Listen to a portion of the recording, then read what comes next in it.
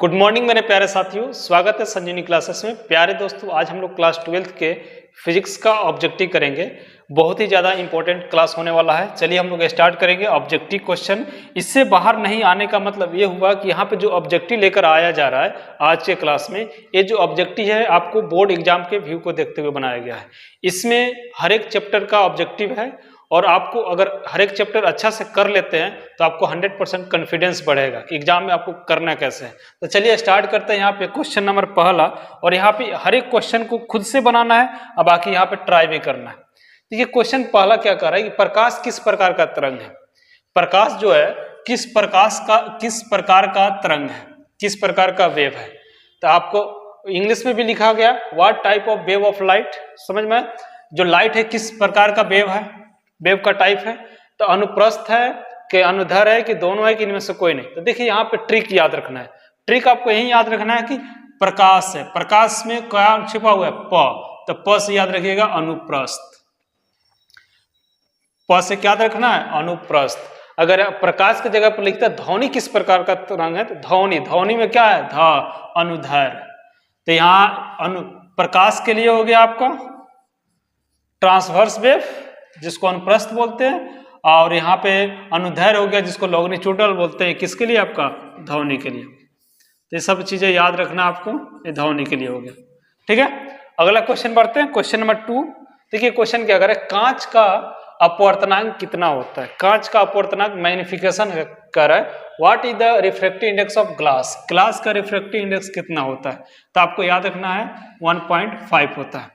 ऐसे तो ठीक है, याद कर लिया कि ग्लास का रिफ्रैक्टिव इंडेक्स 1.5 होता है, लेकिन इस सारे रिफ्रैक्टिव इंडेक्स को अगर आप एक साथ याद रखोगे तो बहुत अच्छा रहेगा, क्योंकि एग्जाम में हो सकता है ग्लास दे, डायमंड दे, एयर दे, ज्यादा तो है नहीं, 3-4 है। तो आपको याद रखना, देखो कैसे कैसे याद रखना कि रिफ्रैक्टिव इंडेक्स को म्यू से रिप्रेजेंट करते हैं। ए का मतलब एयर, ग्लास जी, ठीक है ना। यहाँ पे याद रखिएगा आइस, म्यू डायमंड, डी से डायमंड।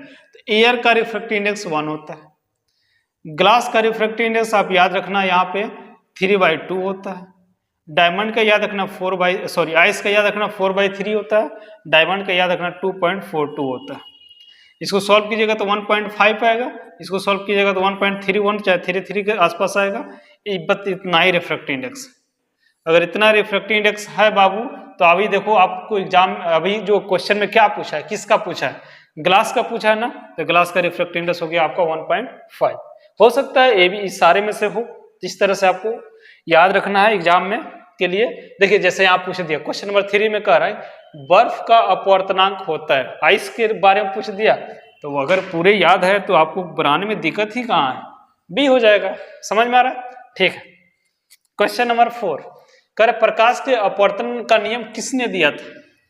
प्रकाश के अपवर्तन का जो नियम है किसने दिया था, फराड ने कि न्यूटन ने कि कूलम्ब्स ने कि स्नेल ने। तो आपको याद रखना है स्नेल साहब ने दिया था। किसने दिया था, स्नेल साहब ने दिया था प्रकाश के अपवर्तन का नियम। ठीक है। क्वेश्चन नंबर 5 कर यदि अवतल दर्पण से बने प्रतिबिंब की ऊंचाई a है, प्रतिबिंब की ऊंचाई हाइट ऑफ इमेज, और बिंब की ऊंचाई मतलब हाइट ऑफ ऑब्जेक्ट b हो, तो आवर्धन क्या है। आवर्धन का मतलब होता है मैग्निफिकेशन। आवर्धन का मतलब क्या होता है बाबू, मैग्निफिकेशन। m बराबर रिप्रेजेंट करते हैं height of image by height of object. Height of image का मतलब हो गया प्रतिबिंब, प्रतिबिंब का ऊंचाई, और हाइट ऑफ ऑब्जेक्ट हो गया मतलब बिंब की ऊंचाई। ठीक है ना, बिंब की ऊंचाई। Height of image, H I मतलब हाइट ऑफ इमेज, एच मतलब हाइट ऑफ ऑब्जेक्ट। बिंब का मतलब होता है ऑब्जेक्ट, वस्तु। बिंब का मतलब क्या हो गया, वस्तु। तो याद रखिएगा क्वेश्चन में बोला है कि यदि प्रतिबिंब की ऊंचाई प्रतिबिंब, यदि अवतल दर्पण से प्रतिबिंब की ऊंचाई a है और बिंब की ऊंचाई b है, तो मैग्निफिकेशन क्या हो जाएगा, a/b हो जाएगा। ऑप्शन कौन होने वाला है, बताइए ऑप्शन कौन हो जाएगा, a/b, ऑप्शन ए हो जाएगा। कितना आसान क्वेश्चन है। अगर इस क्वेश्चन को कर लोगे तो कॉन्फिडेंस ना बढ़ेगा। एग्जाम में आपको क्वेश्चन बनाना है, छोड़ के नहीं आने का, एक भी क्वेश्चन नहीं छोड़ कर आने का। जैसे यही क्वेश्चन देखो, करे यदि प्रकाश की किरणें सघन माध्यम से विरल माध्यम में प्रवेश करे तो, मतलब रे ऑफ लाइट जो है, सघन का मतलब हो गया डेंसर। सघन का मतलब क्या हो गया, डेंसर। अब डांसर नहीं याद रखना, ऐसे में याद कर सकते हो। याद करने के लिए कुछ भी मानकर याद कर लेना, डांसर डेंसर कुछ भी हो। और विरल का मतलब होता है रेयरर, ठीक है ना। तो प्रकाश जो है सघन माध्यम से विरल माध्यम में जा रहा है तो किधर मुड़ेगा, तो आप याद करो। अगर मान लो ये सरफेस है, ठीक है ना, दो मीडियम ले लेते हैं, इधर मान लो वाटर ले लिया जाए, इधर मान लो एयर ले लिया जाए, तो दोनों में भारी कौन है, आप बोलेगे वाटर, तो ये हो गया डेंसर, ये क्या हो गया डांसर, और ये हो गया एयर रेरर, ये क्या हो गया आपका रेरर। अब बताओ जब रे ऑफ लाइट डेंसर मीडियम से नॉर्मल मीडियम की तरफ जाएगा, मान लो यहाँ पे रे ऑफ लाइट ऐसे इंटर किया, सरफेस के जिस पॉइंट पे मिलेगा वहां नॉर्मल डालते थे। अब रे ऑफ लाइट डेंसर मीडियम से रेयर मीडियम जाता है तो नॉर्मल से दूर भाग जाता है, away from normal, away from normal. एक घटना कब होती है, एक प्रक्रिया कब होगी, जब denser medium to rare medium में जाएगी तो नॉर्मल से दूर चली जाती है, नॉर्मल से दूर चली जाती है। तो देखो डेंसर से रेयर में जाती है तो बिन डेंसर से अविलंब से दूर जाती है, अवे फ्रॉम दी नॉर्मल। बात तो सही है, पहला में ही सही है, अवे फ्रॉम नॉर्मल। लेकिन आपको ऐसा भी याद रखना है कि जब रेयर से डेंसर में जाएगी तो टुवर्ड्स दी नॉर्मल, नॉर्मल की ओर आती है, नॉर्मल की ओर मुड़ जाती है। नॉर्मल का मतलब होता है अविलंब, ठीक है। क्वेश्चन नंबर 7, ट्रांसफॉर्मर एक युक्ति है। Transformer is a device which is, transformer एक ऐसा डिवाइस है जो ट्रांसफर करता है, किसको ट्रांसफर करता है, तो वोल्टेज को, लो वोल्टेज को हाई वोल्टेज, हाई वोल्टेज को लो वोल्टेज, एसी वोल्टेज, ठीक है ना। एसी को डीसी में बदलता है, ऐसा नहीं करता ट्रांसफार्मर, एसी डीसी को बदलता नहीं है, बस वोल्टेज को ट्रांसफर करता है, ठीक है ना। डीसी को एसी बदलती है, नहीं नहीं ऐसी बात नहीं है। डीसी वोल्टेज को बढ़ाने के लिए टू इंक्रीज, डीसी वोल्टेज बढ़ाने के लिए नहीं घटाने के लिए भी काम करते हैं। एसी वोल्टेज को बढ़ाती है या घटाती है, एसी इंक्रीज और decrease as the voltage. AC voltage को बढ़ाने और घटाने में काम किसका करते हैं, ट्रांसफार्मर का। ऑप्शन कौन हो जाएगा, डी। मजा आ रहा है ना। चलो अगला क्वेश्चन कह रहा है कि स्पेक्ट्रम में सबसे निचले भाग पे कौन सा रंग होता है। स्पेक्ट्रम के सबसे निचले भाग पे कौन सा रंग होता है। आपने प्रिज्म के बारे में तो नाम सुना होगा, ठीक है ना। प्रिज्म में क्या होता है कि जब प्रिज्म से व्हाइट लाइट को पास कराते हैं, व्हाइट लाइट हम भी पास करा देते हैं, ठीक है ना। व्हाइट लाइट जैसे ही पास करता है, व्हाइट लाइट, ठीक है ना, जैसे ही पास करता है तो 7 कलर में बढ़ जाता है, ठीक है ना, प्रिज्म से। और ये होता है विबज्योर, विबज्योर। तो नीचे कौन है, वी वायलेट, वायलेट का मतलब हो गया बैगनी कलर है, नीचे कौन है, बैगनी कलर, ठीक है ना, क्योंकि इसका रिफ्रैक्टिव इंडेक्स सबसे ज्यादा होता है। ये भी याद रखना, सबसे ज्यादा रिफ्रैक्टिव इंडेक्स किसका ज्यादा होता है, आवर्धन का, तो वी का। हम लिख ही दे रहे हैं, हम लिख ही दे रहे हैं, रिफ्रैक्टिव इंडेक्स वी का ज्यादा होता है, रिफ्रैक्टिव इंडेक्स सबसे कम किसका होता है, आर का। अच्छा एक चीज और याद रखो, पढ़ रहे हो तो बढ़िया से पढ़ना कि रिफ्रैक्टिव इंडेक्स जिसमें ज्यादा होता है उसमें स्पीड ऑफ लाइट कम होती है। अगर आपसे पूछा जाए कि लाइट की स्पीड सबसे ज्यादा किस में होगी, तो आप बोलना है रेड में, कि उसका रिफ्रैक्टिव इंडेक्स कम है। अगर तुमको बोला जाए कि दौड़ने के लिए पानी में तेज दौड़ सकते हो कि रोड पे तेज दौड़ सकते हैं, आप बोलोगे रोड पे, क्योंकि रोड के आसपास एयर है भाई, एयर है, एयर आपको बहुत कम रोकेगा क्योंकि इसका रिफ्रैक्टिव इंडेक्स 1 होता है। वाटर का रिफ्रैक्टिव इंडेक्स ज्यादा होता है, जैसे आइस का था 1.5, वहीं तो वाटर है, तो उसका रिफ्रैक्टिव इंडेक्स ज्यादा होता है एज कम्पेयर टू एयर के माध्यम। तो याद रखना जिसका रिफ्रैक्टिव इंडेक्स ज्यादा होगा उसमें लाइट का स्पीड कम होगा। सबसे ज्यादा लाइट का स्पीड किस में होगा, आर में, सबसे कम किस में होगा, वी में। ठीक है, अब तो समझ में आ गया होगा। ठीक है, कह रहा है कि एम मीटर की माप सीमा को बढ़ाने के लिए किसका उपयोग किया जाता है, which is use to increase the measurement range of ammeter. Ammeter की माप सीमा को बढ़ाने के लिए किसका यूज करते हैं, शंट का यूज करते हैं। किसका यूज करते हैं, शंट का यूज करते हैं। समझ में आ रहा है बात। एम मीटर की माप सीमा को वैल्यू को बढ़ाने के लिए हम एक डिवाइस लगाते हैं जिसका नाम है शंट। ठीक है, चलो अगला क्वेश्चन कर रहा है कि एम मीटर का जो स्केल होता है, शंट का यूज करते हैं, ठीक है, लेकिन एम मीटर का जो स्केल होता है उस पे किस में अंकित होता है वैल्यू, ठीक है ना, अंकित हो रहता है। एम्पियर में मापा रहता है। देखिए आप ऑप्शन है क्या एम्पियर में मापा रहता है कि वोल्ट मीटर मापा रहता है कि ओम में कि फैराड में? जो स्केल पे जो वैल्यू मेजर करके दिया जाता है वो एम्पियर होगा कि वोल्ट मीटर होगा कि ओम्स होगा कि फैराड होगा? आपको याद रखना है एम्पियर में होता है, ठीक है ना, क्योंकि करंट का ही टॉपिक है, करंट में एम्पियर ही आता है, ठीक है। चलो अगला क्वेश्चन, किसी चालक तार की लंबाई, बहुत अच्छा क्वेश्चन अच्छा है। किसी चालक तार की लंबाई दुगुना कर दिया जाता है, किसी चालक तार की जो लंबाई है दुगुना कर दिया जाता है, तो उसका प्रतिरोध कितना गुना बढ़ जाएगा, उसका रेसिस्टेंस कितना गुना बढ़ जाएगा? The length of conductor wire is stretch, खींचा गया, एंड डबल, बढ़ा दिया गया डबल, तो उसका जो विल बी रेसिस्टेंस पे, प्रतिरोध पे क्या फर्क पड़ेगा? याद फॉर्मूला करो, आर बराबर रो एल बाई ए, ठीक है ना, रो, ठीक है ना, रेसिस्टिविटी होता है प्रतिरोधकता, एल का मतलब लंबाई और ए का मतलब एरिया। जैसे मान लीजिए यही है तार है, इसकी लंबाई हो गया एल और इसकी एरिया हो गया क्रॉस सेक्शन एरिया ए, ठीक है।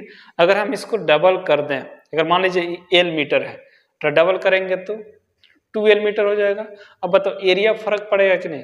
बिल्कुल फर्क पड़ेगा। ये इतना मोटा है, अगर खींच देंगे तो पतला ना हो जाएगा, ठीक है ना। तो एक चीज याद रखना कि जो नया रेसिस्टेंस होगा आर डैश वो क्या होगा, तो आपको याद रखना है कि रो तो रहेगा, एल के जगह पे क्या लिखना, 2L, डबल कर दिया गया, एरिया जो होगा आधा हो जाएगा A/2। अब बस इसको सॉल्व करना है, ये जो 2 है नीचे से ऊपर चला जाएगा तो 2 के साथ गुना हो जाएगा, तो rho L by A into 4, अलग करके लिख दे रहा है, ये 2 उसमें चला गया 4। अब इसको ध्यान से देखो, इसी को तो आर बोलते हैं, तो आर इंटू 4, तो यहाँ से हो जाएगा 4R। तो जो नया रेसिस्टेंस होगा आर डैश वो 4 गुना बढ़ जाएगा। कितना गुना बढ़ेगा बाबू? 4 गुना। याद रखना, एक चीज याद रखना, जब इसको डबल करोगे तो हाफ हो जाएगा, ठीक है ना, इसकी क्रॉस सेक्शन एरिया आधा हो जाएगी। तो 2 गुना 3 गुना नहीं, ना 2 गुना ना 3 गुना, हमको चाहिए 4 गुना, ठीक है, समझ में आ रहा? चलो अगला क्वेश्चन, कर विद्युत धारिता का एसआई मात्रक होता है, विद्युत धारिता का एसआई मात्रक होता है। What is the SI unit of electric capacitance? Capacitance का जो एसआई यूनिट किस में मापते हैं? कैपेसिटेंस किस में होता है? वोल्ट में होता है, ये फराड में होता है, कूलम में कि डी बाई में? फराड में। याद रखना फराड में मापते हैं कैपेसिटेंस को, किस में मापते हैं? फराड में। आप याद रखना 1 माइक्रो फराड भी याद रखना 10⁻⁻⁶ फराड के बराबर होता है। हो सकता है आगे क्वेश्चन हो, ऐसे बता दिए आपको। चलिए क्वेश्चन नंबर 13, ये भी क्वेश्चन अच्छा, डी बाई मात्रक है, D by is unit of किसका मात्रक है? तो आप चार्ज का यूनिट पढ़े हैं, कूलम होता है, पोटेंशियल का यूनिट वोल्ट होता है, पढ़े हो कि नहीं? तो डी बाई किसका यूनिट होता है? तो इलेक्ट्रिक डाइपोल मोमेंट जो है यहाँ पे विद्युत द्विध्रुव, इसका यूनिट आपने एक और यूनिट पढ़ा था जिसको हम कूलम्ब मीटर बोलते थे। क्या बोलते थे? Coulomb metre. एक तो ये हो गया, एक ये भी याद रखना डी बाई होता है, डी बाई, ठीक है ना, इलेक्ट्रिक डाइपोल मोमेंट का होता है। अच्छा इसका याद रखते हैं, इस चार्ज का यूनिट कूलम्ब, पोटेंशियल का यूनिट वोल्ट, सब याद रखो, हो सकता है कोई भी एग्जाम में आ जाए, ठीक है। क्वेश्चन नंबर आपको 14, तरंग दैर्घ्य के बढ़ाने से अपवर्तनांक का मान, याद रखना तरंग दैर्घ्य, कर the value of refractive index at the wavelength increase, अगर वेवलेंथ बढ़ाते हो तो रिफ्रैक्टिव इंडेक्स पे क्या फर्क होगा? म्यू इक्वल टू फॉर्मूला याद रखना C/V होता है, सी का म्यू का मतलब refractive index, speed of light, ये भी speed of light, speed of light in medium, speed of light in vacuum. तो याद रखना कि अगर आप बढ़ाते हो, तरंग दैर्घ्य के बढ़ाने से अपवर्तनांक जो होगा, अगर आप वेवलेंथ को इंक्रीज कराते हो तो रिफ्रैक्टिव इंडेक्स जो होगा वो घट जाता है, ठीक है ना, रिफ्रैक्टिव इंडेक्स की वैल्यू क्या हो जाती है? घट जाती है, ये चीजें याद रखना। अगला क्वेश्चन देखो, करे जब प्रकाश की किरण एक अवरोधक के किनारे से मुड़ती है तो यह क्रिया क्या कहलाती है? याद रखना जब प्रकाश की किरणें एक अवरोधक के किनारे से मुड़ती है तो यह क्रिया विवर्तन कहलाती है, जिसको हम लोग डिफ्रैक्शन बोलते हैं। When a ray of light turn from the edge of the resistor, this action is called विवर्तन, डिफ्रैक्शन। याद रखोगे ना, इसका आंसर कौन हो जाएगा? बी, ठीक है। अगला क्वेश्चन देखो, ये भी क्वेश्चन बहुत अच्छा क्वेश्चन है, कह रहा है कि एक समान विद्युतीय क्षेत्र में द्विध्रुव के विक्षेपण में किया गया कार्य होता है, वो यहाँ वर्क पता करना है। The work done is the deflection of a dipole in uniform electric field, यानी यूनिफॉर्म इलेक्ट्रिक फील्ड के अंदर जब हम डाइपोल को रखते हैं तो उसमें जो वर्क होता है उसकी फॉर्मूला याद रखना। वर्क का फॉर्मूला याद रखना, PE1 minus cos theta, formula याद रख लीजिएगा, PE1 minus cos theta, option A हो जाएगा। वर्क का फॉर्मूला क्या होता है, PE1 माइनस कॉस। अगर यही आपको पूछा जाता है मैक्सिमम वर्क, मैक्सिमम तो 180 डिग्री पे होता है। मैक्सिमम कितना डिग्री पे होता है, 180 डिग्री। रखोगे माइनस 1 आएगा तो माइनस माइनस 2 हो जाएगा 2P। मैक्सिमम वर्क डन कितना होता है 2P, और कितने डिग्री पे होता है तो 180 डिग्री। सब चीज आपको याद रखना है, ठीक है। अगला क्वेश्चन नंबर 17 कह रहा है कि यहाँ पे conductivity band are partially empty. जब कंडक्टिविटी बैंड पार्शियली इम्पेटी हो, पार्शियली मतलब आधा खाली हो, तब क्या होगा। देखो सेमीकंडक्टर से बहुत सारे ऑब्जेक्टिव बोर्ड एग्जाम में पूछे जाते हैं, लेकिन इसको बनाना भी तो है आपको एग्जाम में। तो देखिए याद रखो कि सेमीकंडक्टर में 2 बैंड होते हैं, एक होता है वैलेंस बैंड और एक होता है कंडक्शन बैंड। देखो वैलेंस का मतलब होता है भरा हुआ, कंडक्शन का मतलब हो गया खाली, ऐसे याद रखेंगे। देखिए इसके अंदर क्या भरा है तो इलेक्ट्रॉन भरा रहता है। बेचारा वैलेंस बैंड इलेक्ट्रॉन का भंडार है, अपने पास ढेर इलेक्ट्रॉन रखता है लेकिन यूज नहीं करेगा। समझ में आ रहा है बात, वो यूज कौन करेगा, कंडक्शन बैंड। अब देखो ये VB में इलेक्ट्रॉन भरा है, CB में इलेक्ट्रॉन हो भी सकता है नहीं भी हो सकता है, वो डिपेंड करेगा दोनों के बीच में गैप। अगर मान लीजिए आपने पढ़ा था इलेक्ट्रिक चार्जर फील्ड में कि लाइक चार्ज रिपेल करता है, तो इसमें इलेक्ट्रॉन है, ये ढेर सारे इलेक्ट्रॉन सब एक दूसरे को रिपेल कर रहा होगा, लेकिन बाहर नहीं जाएगा क्योंकि बाहर में कौन है, हवा है। तो जैसे आप इसको पास में लाओगे तो इसको जंप मारने का जगह मिल जाएगा, ठीक है ना, छलांग मार लेगा। जब इलेक्ट्रॉन इसमें से इसमें चला जाएगा तो यहाँ पे खाली हो जाएगा। जैसे मान लीजिए एक इलेक्ट्रॉन चला गया तो यहाँ पे क्या हो गया, खाली, होल। होल का मतलब खाली, पॉजिटिव चार्ज। यही इलेक्ट्रॉन करंट बनाएगा, जितना इलेक्ट्रॉन जाएगा उतना करंट बनाएगा। अगर मान लीजिए इसका गैप ज्यादा होगा तो इलेक्ट्रॉन नहीं जाएगा तो करंट नहीं बनाएगा, तो उसको बोलेंगे इंसुलेटर, ठीक है ना। और अगर मान लेते कुछ इलेक्ट्रॉन गया तो कुछ ही करंट बनाएगा तो कंडक्टर कहलाएगा, लेकिन पूरा कंडक्टर नहीं है, कुछ कंडक्टर, जिसको हम बोलते हैं सेमीकंडक्टर। जैसे इसमें पूछा है कि conductivity band are partially empty, अगर कंडक्टिविटी बैंड, कंडक्शन बैंड आधा खाली हो तो कुछ ना कुछ इलेक्ट्रॉन है, इसका मतलब तो कुछ करंट बना रहा है, इसलिए इसका नाम क्या हो गया, सेमीकंडक्टर। अगर इसको ओवरलैप कर दीजिएगा तो दोनों चिपक जाएगा, तो जितना इलेक्ट्रॉन है उतना ही करंट बनाएगा, तो उसको बोलते हैं कंडक्टर, ठीक है, याद रखना। अगला क्वेश्चन देखिए, नाभिक में कौन से कण उपस्थित होते हैं। नाभिक में एटम के अंदर इलेक्ट्रॉन प्रोटॉन जो होते हैं, याद रखना न्यूक्लियस के अंदर पॉजिटिव चार्ज होता है, तो पॉजिटिव का मतलब हो गया प्रोटॉन या न्यूट्रॉन, दोनों याद रखना ना। ऑप्शन कौन हो जाएगा, डी, बी और सी, ठीक है। मजा आ रहा है, कोई दिक्कत, किसी को कोई परेशानी नहीं ना है। चलो अगला क्वेश्चन आता है, क्वेश्चन नंबर आपको यहाँ पे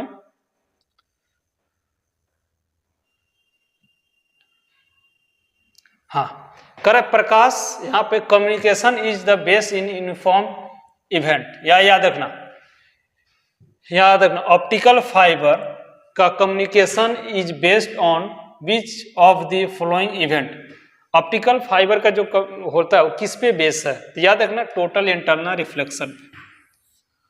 ऑप्टिकल फाइबर का यूज हम लोग क्यों करते हैं, तो डाटा को एक जगह से दूसरे जगह ट्रांसफर करने के लिए ऑप्टिकल फाइबर का यूज करते हैं, ठीक है ना। तो याद रखिएगा ऑप्टिकल फाइबर जो होता है किस पे बेस्ड है, total internal reflection, total internal reflection पे आधारित है, ठीक है। अगला क्वेश्चन याद रखिए आप, निर्वात में प्रकाश की चाल, निर्वात में प्रकाश की चाल कितना होता है, वैक्यूम में प्रकाश की चाल कितना होता है, स्पीड ऑफ लाइट, प्रकाश की चाल याद रखना, स्पीड ऑफ लाइट जो होता है याद रखना c से होता है 3 × 10⁸ मीटर पर सेकेंड। अगर किलोमीटर में लिखते हो तो 3 × 10⁵ किलोमीटर पर सेकेंड। ऑप्शन देख लो, 3 × 10⁻⁻ माइनस है, दिखाई दे रहा है माइनस है, ये तो होगा नहीं। 3 × 10⁵ किलोमीटर पर सेकेंड, बी हो जाएगा। 3 × 10⁸ 1 किलोमीटर में है, नहीं नहीं नहीं, ऑप्शन कौन हो जाएगा आपका, बी। ऑप्शन कौन हो गया, बी, ठीक है। क्वेश्चन नंबर 22 आपके सामने 22 आ रहा है। कह रहा निकट दृष्टि दोष का निवारण होता है। निकट दृष्टि दोष में कौन से मिरर का इस्तेमाल करते हैं? तो याद कीजिए, मायोपिया जो होता है वो निकट दृष्टि दोष की एक बीमारी है जिसके कारण होता है, और उसको दोष को दूर करने के लिए हम लोग कॉनकेव मिरर का यूज करते हैं। कॉनकेव का मतलब हो गया निकट दृष्टि दोष। अगर कॉनकेव हो, कॉन्वेक्स रहता तो दूर दृष्टि दोष होता। तो दूर दृष्टि के लिए कॉन्वेक्स, निकट दृष्टि के लिए कॉनकेव। क्लियर है? अगला क्वेश्चन नंबर 23, इसका वैल्यू याद रखिएगा, ठीक है ना। Threshold wavelength of the caesium, ठीक ना। सीजियम का देहली तरंग दैर्घ्य होता है, कितना होता है? तो 656 नैनोमीटर। याद रखेंगे 656 नैनोमीटर के होता है, 656 नैनोमीटर होता है, ठीक है। कोई दिक्कत है किसी को? नहीं। अगला क्वेश्चन देखो, क्वेश्चन नंबर 24, टॉमसन विधि द्वारा इलेक्ट्रॉन का ज्ञात किया जाता है। क्या ज्ञात करते हैं? Thomson dash dash dash of the electron is determined by the Thomson method. Thomson method से क्या ज्ञात करते हैं? मोमेंटम की, चार्ज की, मास की, आवेश तथा द्रव्यमान का अनुपात। याद रखेंगे आवेश तथा द्रव्यमान का अनुपात जो होता है वो कौन सी विधि के द्वारा निकालते हैं? टॉमसन विधि द्वारा। कौन सी विधि द्वारा निकालते हैं बाबू? टॉमसन विधि द्वारा, ठीक है ना। याद रखेगा ना इसको। टॉमसन किसका किसका रेशियो निकाला जाता है? चार्ज इलेक्ट्रॉन बाई मास, ठीक है। किसी को कोई दिक्कत नहीं ना? चलो अगला क्वेश्चन नंबर 25 देखते हैं। ये भी याद रखना, बहुत अच्छा क्वेश्चन है। करें कि द नंबर ऑफ इलेक्ट्रॉन, ठीक है, exerted from in to have a coupling charge on a understand object will be। किसी अनावेशित वस्तु पे 1 कूलम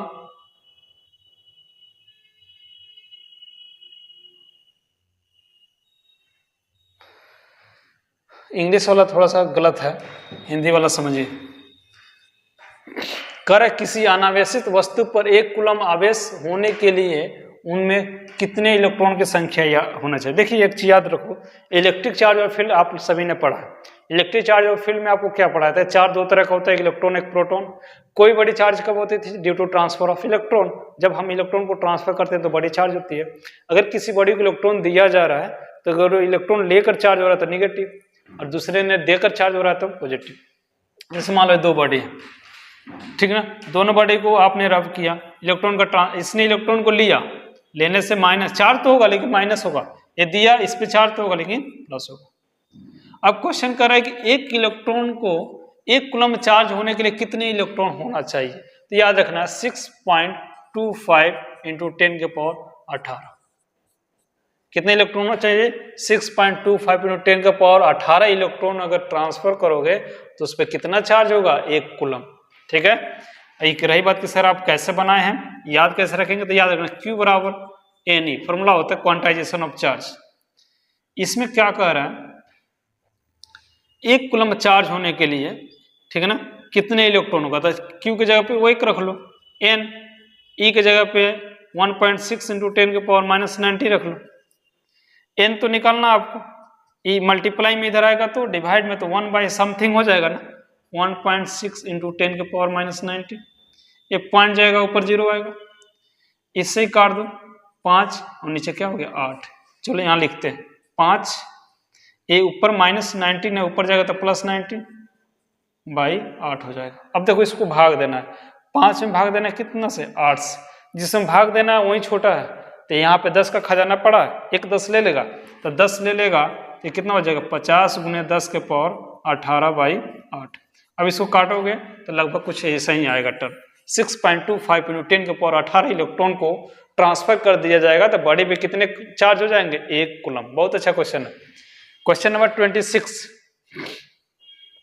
याद रखिए आप। क्वेश्चन नंबर 26 बताइए कौन आंसर होगा? क्वेश्चन नंबर 26, चलिए यहां देखते हैं। क्वेश्चन नंबर 26 कह रहा है कि यहाँ पे एक बंद पृष्ठ के अंदर एक विद्युत द्विध्रुव स्थित है, ठीक है ना। कह रहा है कि एक बंद पृष्ठ के अंदर an electric dipole is isolated inside close surface. एक क्लोज सरफेस के अंदर डाइपोल है। डाइपोल याद है, एक ऐसा सिस्टम जिसपे माइनस और प्लस चार्ज होता है दो किनारे पे, ठीक ना।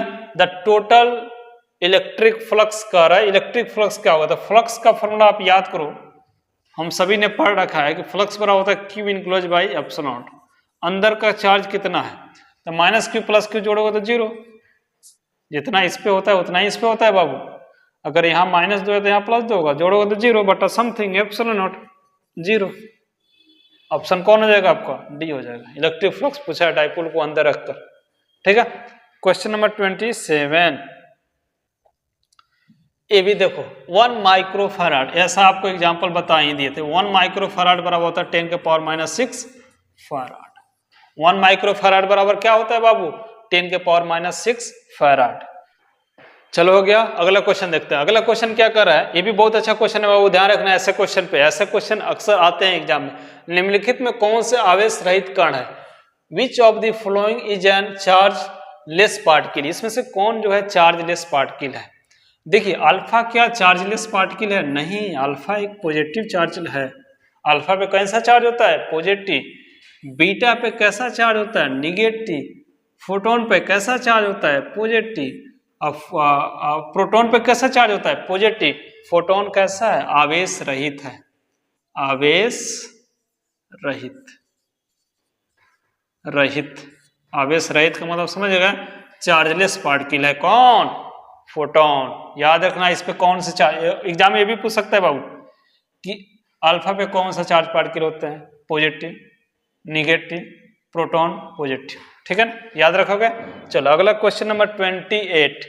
क्वेश्चन नंबर 28 बताइए कौन ऑप्शन होगा? क्वेश्चन नंबर 28, अगला क्वेश्चन नंबर 28 सॉरी हो गया, क्वेश्चन नंबर 29 कह रहा है कि एन प्रकार के अर्धचालक में मुख्यतः धारा प्रवाह होते हैं। In an type semiconductor the main conductor आज। देखिए एक चीज याद रखना, एन टाइप में याद रखना, एन टाइप ट्रिक याद रखना, एन टाइप पी टाइप, दो तरह का सेमीकंडक्टर नहीं होता। एन टाइप में इलेक्ट्रॉन याद रखना, एन टाइप में इलेक्ट्रॉन और पी टाइप में प्रोटॉन। हाँ इलेक्ट्रॉन, ठीक ना, और पी टाइप में होल याद रखना। होल का मतलब पॉजिटिव चार्ज, इलेक्ट्रॉन का मतलब हो गया बाबू नेगेटिव चार्ज और होल का मतलब हो गया पॉजिटिव चार्ज। एन टाइप में, एन टाइप में क्या होगा? इलेक्ट्रॉन। एन टाइप में इलेक्ट्रॉन, ऑप्शन कौन हो जाएगा? डी, ठीक है। चलिए अगला क्वेश्चन नंबर 30। देखो अल्फा, अल्फा भी बताएं, अल्फा कैसा चार्ज पार्टिकल है? पॉजिटिव। वो इलेक्ट्रॉन पॉजिटिव नहीं है, विद्युत चुंबकीय विवरण नहीं है, हीलियम नाभिक जो है वो अल्फा कण है। ऑप्शन कौन हो जाएगा 30 का? सी। ध्यान रखना ऑप्शन कौन हो जाएगा 30 का? सी। क्वेश्चन नंबर है आपका 31 नंबर।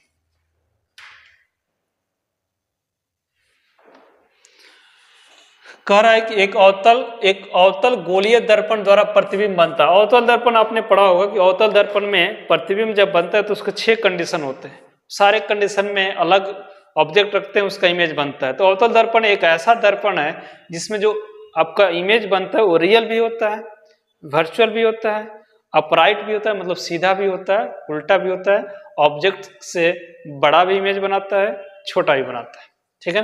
तो अगर एक चीज याद रखना कि अवतल गोलीय दर्पण जब बोला है तो इमेजिनरी भी बनाता है, रियल भी बनाता है, ठीक है ना, आकार से बड़ा भी बनाता है, उल्टा भी बनाता है, यानी सभी का सभी बनाता है कौन? अवतल दर्पण, ठीक है। ऑप्शन कौन हो जाएगा? सी। चलो क्वेश्चन नंबर आपको यहाँ पे याद है, 1 ओम के बराबर होता है।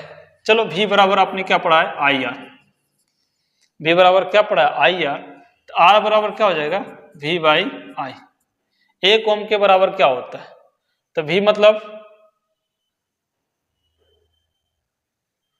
वोल्ट, इसका यूनिट पोटेंशियल, आई मतलब एम्पियर में मापते हैं। तो 1 ओम के बराबर जो होगा वोल्ट पर एम्पियर, 1 ओम के बराबर क्या हो जाएगा बाबू, वोल्ट पर एम्पीयर। इसको वो भी है, ये ए है, ठीक है, A-1 है। ऑप्शन कौन होगा, ए हो जाएगा, ठीक है। चलिए क्वेश्चन नंबर हो गया आपका 33। निम्नलिखित में कौन विद्युत चुंबकीय तरंग नहीं है? Which of the following is not an electromagnetic wave? Electromagnetic wave कौन नहीं है? तो इलेक्ट्रोमैग्नेटिक वेव कौन नहीं है? तो इलेक्ट्रोमैग्नेटिक वेव साउंड वेव नहीं है। ध्वनिक तरंग इलेक्ट्रोमैग्नेटिक वेव थोड़ा है, बाकी सब इलेक्ट्रोमैग्नेटिक वेव है, ठीक ना। ऑप्शन कौन हो जाएगा, सी। याद रखना ऑप्शन कौन हो जाएगा बाबू, सी, ठीक ना। अब देखो यहाँ पे अल्फा बीटा याद है, प्रोटॉन फोटोन। अल्फा कैसा था, पॉजिटिव, बीटा कैसा था, निगेटिव। निगेटिव बीटा, अल्फा कैसा, पॉजिटिव, बीटा कैसा, निगेटिव। निगेटिव का मतलब इलेक्ट्रॉन। ऑप्शन कौन हो जाएगा, सी। कितना अच्छा अच्छा क्वेश्चन है। तो इस क्लास को करने से कॉन्फिडेंस बढ़ेगा, क्योंकि हर एक चैप्टर का मिक्स हम लोग पढ़ रहे हैं, ठीक है ना। आगे देखो, यहां ध्यान दीजिए, बीटा किरणें विक्षेपित होती है, बीटा रे आर डिफ्लेक्टेड। ग्रेविटेशनल फील्ड ना ना ना, केवल चुंबकीय क्षेत्र, और भी तो कुछ हो सकता है, केवल विद्युतीय क्षेत्र। देखिए मैग्नेटिक फील्ड में भी होता है, इलेक्ट्रिक फील्ड में भी होता है, दोनों में होता है। ऑप्शन डी हो जाएगा, ठीक ना, दोनों पे हो। इलेक्ट्रिक फील्ड में भी होगा, मैग्नेटिक फील्ड में तो पॉजिटिव निगेटिव तो होगा। तो ऑप्शन कौन हो जाएगा, डी, बीटा किरण, याद रखना, ठीक है। 34 के बाद 35, सूर्य की ऊर्जा का कारण क्या है? सूर्य की ऊर्जा का कारण क्या है, आज याद रखेगा, नाभिकीय संलयन। याद रखना, नाभिकीय संलयन। 36 से कौन हो जाएगा, बी, ठीक है। आगे बढ़ते हैं, क्वेश्चन नंबर 37।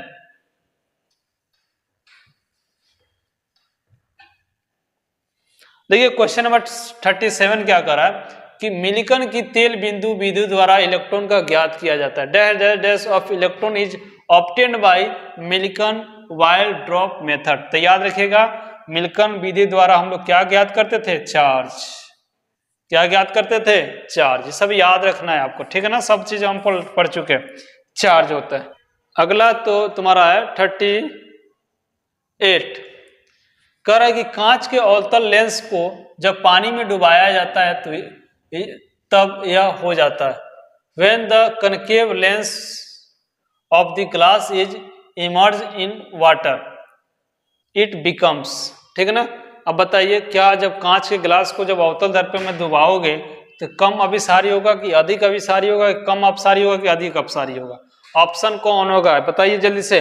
38 का क्या होगा, 38 का याद रखना लो डाइवर्ज, ठीक ना, डाइवर्जेंस, कम अपसारी होता है। क्या होता है आपका, कम अपसारी होता है। अगला क्वेश्चन आपको याद रखना, यहाँ पे क्वेश्चन का बहुत अच्छा क्वेश्चन है और लास्ट क्वेश्चन है। करेगी एक पूरे चक्र में प्रतिवर्ती धारा का मध्यमान होता है। The mean value of alternating current and cycle. देखिए अल्टरनेटिंग करंट जो होता है, एक साइकिल में जो वैल्यू देता है वो हमेशा 0 होता है, चाहे वो करंट हो या पोटेंशियल हो, क्योंकि अल्टरनेटिंग करंट ऐसे चलता है, एक साइकिल का मतलब हो गया कि जितना टाइम के लिए पॉजिटिव है उतना ही टाइम के लिए निगेटिव। एक साइकिल में टोटल वैल्यू क्या हो जाएगा, 0। तो याद रखना इसकी वैल्यू क्या हो जाएगा, ए हो जाएगा ऑप्शन। इस तरह से आज हमने पूरे चैप्टर का ऑब्जेक्टिव किया, ठीक है ना। आप इसको करके लेना अच्छा से, फिर मिलते हैं अगले क्लास में अगले ऑब्जेक्टिव के साथ।